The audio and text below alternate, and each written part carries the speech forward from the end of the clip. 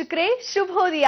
ನೀವು ನೋಡ್ತಾ ಇರೋದು ಬೃಹತ್ ಬ್ರಹ್ಮಾಂಡ ಕಾರ್ಯಕ್ರಮ powered by BS Channabasappa and sons, Kalikadevi ರಸ್ತೆ, ದಾವಣಗೆರೆ. ತಮ್ಮೆಲ್ಲರಿಗೂ ಪ್ರೀತಿಯ ಅತ್ಯಾತ್ಮೀಯವಾದ ಸ್ವಾಗತ ಸುಸ್ವಾಗತ ಕಾರ್ಯಕ್ರಮಕ್ಕೆ ಅಂತ ಹೇಳ್ತಾ, ಮಹಾತ್ಮರು ಸಣ್ಣವರನ್ನ ಕಂಡು ಸಹಜವಾಗಿ ವರ್ತಿಸ್ತಾರಂತೆ. ಆದ್ರೆ ಮಧ್ಯಮರು ಅವರಿಂದ ದೂರ ಉಳಿಯೋ ಪ್ರಯತ್ನ ಪಡ್ತಾರೆ. ನಾವು ಸಣ್ಣವರಾಗ್ಬೇಕಾ ಅಥವಾ ಮಹಾತ್ಮರಾಗ್ಬೇಕಾ ನಿಮಗ್ ಬಿಟ್ಟಿದ್ದು ಅಂತ ಹೇಳ್ತಾ ಬನ್ನಿ ಗುರೂಜಿ ಅವರನ್ನ ಕಾರ್ಯಕ್ರಮಕ್ಕೆ ಸ್ವಾಗತಿಸಬಿಡೋಣ. ಶ್ರೀಯುತರು ಶ್ರೀ ಸಂಪೂರ್ಣ ಸನಾತನ ಧರ್ಮ ಸಂರಕ್ಷಣಾ ಸಮಿತಿಯ ಸಂಸ್ಥಾಪಕರು ಹಾಗೂ ಶ್ರೀ ಸಂಪೂರ್ಣ ವರಮಹಾಲಕ್ಷ್ಮಿ ಮಹಾಸಂಸ್ಥಾನದ ವ್ಯವಸ್ಥಾಪಕ ನಿರ್ದೇಶಕರು, ನಮ್ಮೆಲ್ಲರ ನೆಚ್ಚಿನ ಗುರುಗಳು ಶ್ರೀ ನರೇಂದ್ರ ಬಾಬು ಶರ್ಮಾ ಗುರೂಜಿಯವರು. ಗುರೂಜಿ ನಮಸ್ಕಾರ. ಗುರುಜಿ, ಇವತ್ತು ಶುಕ್ರವಾರ, ಹಾಗಾಗಿ ವಿಶೇಷ ಮಾಹಿತಿಗಳು ಕಾಯ್ತಾ ಇರತ್ತೆ ಅಂತೇನೋ ಗೊತ್ತು. ಏನ್ ಹೇಳ್ತಾ ಇದ್ದೀರಾ ಗುರುಜಿ ಇಂದಿನ ದಿನದ ಕುರಿತು? ದೈವಾನುಗ್ರಹ ಭಕ್ತ ಪ್ರಿಯರೇ, ಎಲ್ಲ ವೀಕ್ಷಕ ಬಾಂಧವರೇ, ಪರಿಪೂರ್ಣವಾದ ಸ್ವಾಗತ ನಿಮ್ಮೆಲ್ಲರ ಈ ಒಂದು ಬ್ರಹ್ಮಾಂಡ ಲೋಕಕ್ಕೆ. ಎಲ್ಲ ದೈವಾನುಗ್ರಹ ಭಕ್ತರಿಗೂ, ವಿಶೇಷವಾಗಿ ಬಂದೇ ಹೋಗಿರ್ತಕ್ಕಂಥವ್ರು, ಬರಕ್ಕೆ ಆಗದಿರ್ತಕ್ಕಂಥವ್ರು, ಎಷ್ಟೋ ಜನ ಜೀವರಾಶಿಗಳನ್ನು ತಮ್ಮ ಪಣವನ್ನು ತೊಟ್ಟು ಭಗವಂತ ನಿಷ್ಠೆಯಲ್ಲಿ ಕರ್ಮಗಳನ್ನು ಕಳ್ಕೊಂಡು ಜೀವನಾಂಶದಲ್ಲಿ ಎಲ್ಲರಿಗೂ ಒಳ್ಳೆಯದಾಗಲಿ ಅನ್ನೋ ಸನ್ಮಾರ್ಗದಲ್ಲಿ ನಡೀತಕ್ಕಂಥ ಭಕ್ತ ಮಹಾಶ್ರಯರು ಎಲ್ಲರಿಗೂ ವಿಶೇಷವಾಗಿರ್ತಕ್ಕ ಅಭಿನಂದನೆ, ಕೃತಜ್ಞತಾಪೂರ್ವಕವಾಗಿರ್ತಕ್ಕಂಥ ಜಗನ್ಮಾತೆ ಅನುಗ್ರಹ ಸದಾ ಕಾಲದಲ್ಲಿ ನಿಮ್ಮೆಲ್ಲರ ಮೇಲೆ ಇರಲಿ ಅಂತ ಈ ಮುಖಾಂತರವಾಗಿ ಕೃತಜ್ಞತೆಯನ್ನು ಸಲ್ಲಿಸ್ತಾ ಇದ್ದೀವಿ. ನಾಗಾರಾಧನೆ ಅನ್ನೋದು ಬಹಳ ಮುಖ್ಯವಾಗಿರ್ತಕ್ಕಂಥದ್ದು. ನಾಗಾರಾಧನೆ ಇನ್ನೇನು ಕೆಲವೇ ದಿನಗಳಲ್ಲಿ 5ನೇ ತಾರೀಕುವರೆಗೂ, ಅಂದರೆ 25ರಿಂದ 5ನೇ ತಾರೀಕು ಅಷ್ಟೊತ್ತಿಗೆ 10 ದಿವಸದೊಳಗೆ ನಾವು ಯಾವ್ಯಾವ ಊರನ್ನ ಯಾವ ಕಾಲಕ್ಕೂ ಬಂದಿರತಕ್ಕಂಥ ಈ ಸರ್ಪ ಯೋಗದಲ್ಲಿ, ಸರ್ಪ ದೋಷದಲ್ಲಿ, ರಾಹು ಕೇತು ಕಾಟಗಳಿಂದ ತಪ್ಪಿಸ್ಕೋಬೇಕಾದ್ದು ಬಹಳ ವಿಶೇಷ. ಎಷ್ಟೋ ಜನ ಅನುಗ್ರಹ ಸಿದ್ಧಿಯನ್ನು ಪಡೆದಿರತಕ್ಕಂಥ ವಿಚಾರದಲ್ಲಿ ನೀವುಗಳು ನಿಮ್ಮ ಯಜಮಾನರ ಕಡೆನೋ, ತಾತ ಮುತ್ತಾತಂದ್ರ ಕಡೆನೋ, ನಿಮ್ಮ ಹೆಂಡತಿ ಮಕ್ಕಳ ಕಡೆನೋ, ಮೊಮ್ಮಕ್ಕಳವರೆಗೂ ಯಾವುದೇ ಕಾಲಕ್ಕೂ ಮುಂದಿನ ವಂಶಕ್ಕೆ, ಮುಂದಿನ ಪೀಳಿಗೆಗೆ ದೋಷಗಳು ಬರದೇ ಹೋಗಲಿ ಅಂತ ಹೇಳಿ ಆ ನಾಗದೇವತೆಗಳನ್ನ ಸ್ಮರಣೆ ಮಾಡ್ಕೊಳ್ಳೋ ದಿನ ನಾಗಾರಾಧನೆ ದಿನಗಳು 25ನೇ ತಾರೀಕಿಂದ ನಡೀತಾ ಬಂದಿದೆ. ಇನ್ನೇನು ಕೆಲವೇ ದಿವಸಗಳು, ಮಂಗಳವಾರ ಅಷ್ಟೊತ್ತಿಗೆ ಮುಗ್ದೇ ಹೋಗುತ್ತೆ. ನಾನೇನು ಹೇಳಿದೆ, ಸಾಧಾರಣವಾಗಿ ಹೆಂಡತಿ ಕಡೆ ಹೋಗೋದು ಬಂದಾಗ 5 ದಿವಸಗಳ ಕಾಲ ಕನಿಷ್ಠ ಪಕ್ಷ ಹೋಗಿ, ಗಂಡನ ಕಡೆ ಬಂದರೆ 5 ದಿವಸ ಕನಿಷ್ಠ ಹೋಗಿ. ನಿಮ್ಮೆಲ್ಲರ ಜೀವನದಲ್ಲಿ ಇವತ್ತಿನ ದಿವಸ ಎಷ್ಟು ಕಷ್ಟ ಅನ್ನೋದೇನು ಅಂದರೆ, ಜಗತ್ತಲ್ಲಿ ಪ್ರತಿಯೊಬ್ಬ ಮನುಷ್ಯ ಮಾಡ್ತಕ್ಕಂಥ ಕರ್ಮಗಳನ್ನು ಹೇಗೆ ಕಳ್ಕೊಳ್ಳೋದು ಅನ್ನೋ ದಾರಿಯನ್ನು ಯಾರಾದರೂ ತೋರಿಸ್ತಾರಾ ಅಂದರೆ, ಆ ತೋರಿರ್ತಕ್ಕಂಥ ದಾರಿಯನ್ನು ಹುಡ್ಕೊಂಡು ಹೋದರೆ ಮೋಕ್ಷ ಗ್ಯಾರಂಟಿ.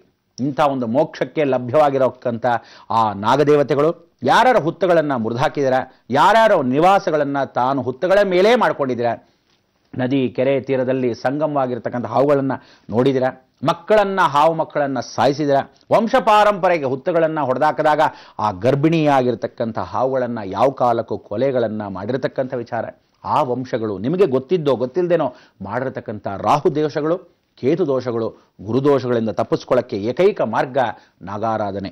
ಅದಕ್ಕೆ ಊರೂರು ಹಳ್ಳಿಯಲ್ಲಿ ಯಾರ್ಯಾರು ಬೆಂಗಳೂರು ನಗರದಲ್ಲಿ ವಾಸವಾಗಿದ್ದಾರೋ, ಯಾರ್ಯಾರು ಹುಟ್ಟಿ ಬೆಳೆದಿದ್ದಾರೋ, ಪಟ್ಟಣಕ್ಕೆ ಬಂದಿದ್ದಾರೋ, ಅವರ ವಂಶ ಯಾವ ಕಾಲಕ್ಕೂ ಎಲ್ಲಿ ನಿರ್ವಂಶ ಆಗೋಗಿ ನಿಂತೋಗಿದೆಯೋ ಆ ವಂಶಕ್ಕೆ ಹೋಗಿ ನಾಗ ಪ್ರತಿಷ್ಠಾಪನೆ ಎಲ್ಲೆಲ್ಲ ಮಾಡಿದಿರೋ, ಕೆರೆ ಕಟ್ಟೆಗಳು, ಅರಳಿ ಕಟ್ಟೆಗಳು, ಗುಡಿ ಗೋಪುರಗಳು, ದೇವಸ್ಥಾನಗಳು, ಆಶ್ರಮಗಳು, ಎಲ್ಲ ಕ್ಷೇತ್ರದಲ್ಲಿರ್ತಕ್ಕಂಥ ನಿಮ್ಮ ಹಳ್ಳಿಯಲ್ಲಿ ಪೂರ್ವಾರ್ಜಿತರು ಏನು ಆ ಕ್ಷೇತ್ರಕ್ಕೆ ಹೋಗಿ ನೀವು ಮಾಡಬೇಕಾದಿಷ್ಟೇ.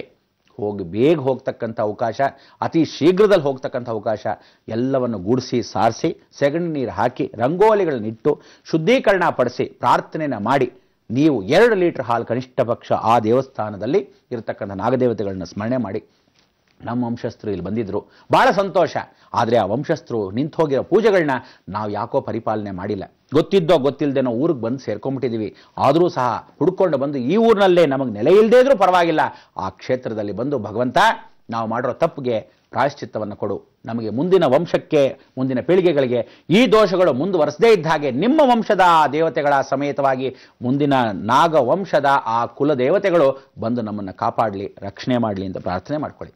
ಆಗ ಖಂಡಿತವಾಗ್ಲೂ ಇದೇ ಶುಕ್ರವಾರ, ಇದೇ ಶನಿವಾರ, ಅದೇ ಭಾನುವಾರ ಮಂಗಳವನ್ನು ಹಾಡೋಣ.